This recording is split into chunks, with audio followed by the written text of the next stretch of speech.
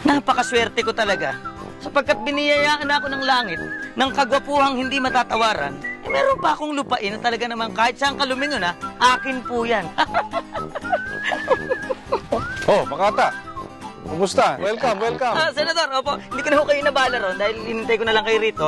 Dahil kanina ko pa po'y pinagyayabang dito sa ating mga kaagri na ito po'y sa inyo. Ganun. Opo. Parang iba ata, narinig ko kanina. Hindi po, baka po iba yun, baka mga pulisa po yung nagsasalita. Magkwento na po tayo. Tara, dito tayo sa taas. Sige po.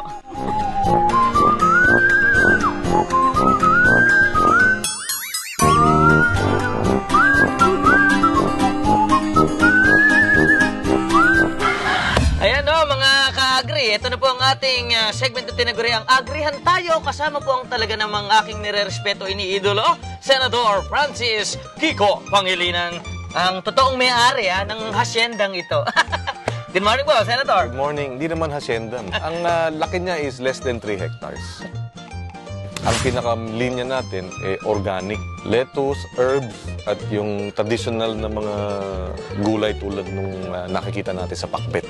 Sinasambit ho natin sa kantang Bahay Kubo. Ayun. Napakalambing nyo pala doon sa inyong tinatanim. Kaya po napaka-sweet. At kaya po siguro na lumabas din itong Sweet Spring Country Farm. Dahil sa totoo lang, pagka makausap mo yung mga nakakatikim talaga ng organic, sasabihin nila man na miss.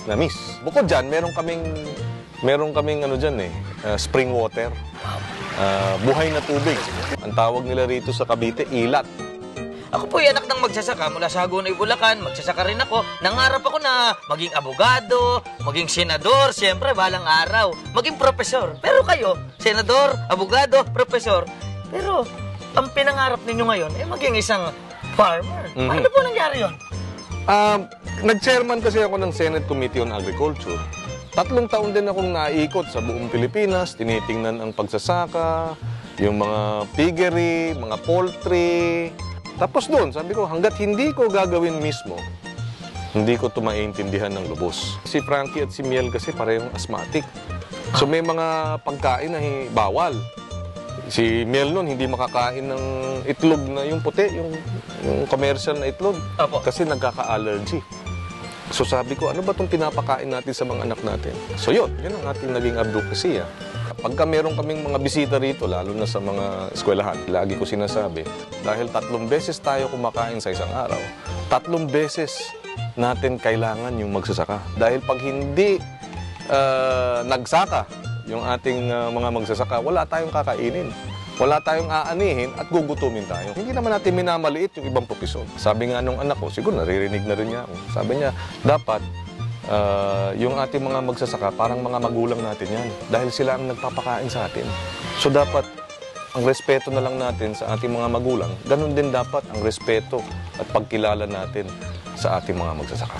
Yan, ako, nakakatuwa naman po yung sinabi niyo. Parang proud na proud tuloy ako ngayon sa aking mga magulang na talagang iginapang ako dahil sa pagsasaka. Pero sila pala talaga dapat sabitan ng medalya. Tama.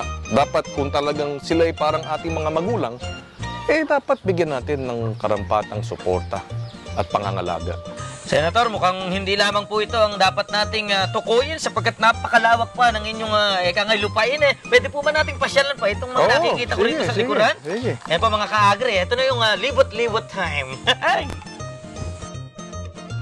Kung kayo po ay napitin, next week po yatin pang susulitin dahil pag ako inyong muling panonoorin, makikita nyo po na itong farm na ito ay aking lilibutin. Hayop sa impormasyon ng ating unang naging diskusyon with Senator Kiko Pangilinan. Dito nga po sa kanyang napakalawak, napakaganda at talaga namang kapakipakinabang na farm bilang pasabog ng ating unang episode dito sa Agrihan Tayo, kung saan natutunan natin ang tamang respeto at pagkilala sa isang magbubukid o magsasaka. Kaya po ito po ang inyong abangan dito sa Agrihan Tayo, dito lang sa Agri TV Hayop ang Galing!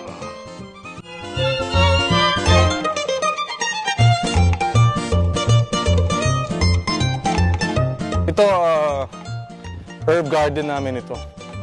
Plus other traditional vegetables. Yan na yung para nating tinatag na pharmacy. Yung hindi Ang ayaw Sige na, Kasi- kuha ka na. Ayan Kasi ang ginamit mo ata yung hindi matalim na lo. Kaya pala. Kaya, ayan. Ayan ang coffee beans. Bagong pitas. Ayos po. Ayan. Oh. Oh. So, kita mo yan. Wow. Ay, teka, bukang binantay ginuardyahan. First Salamat. time ko pong Ano? Yan si Berkey. Berkey. Ayan po, ang nagpangalan Si Sharon. Megastar. Oo, nung nakita niya, sabi niya, ay, Berkey.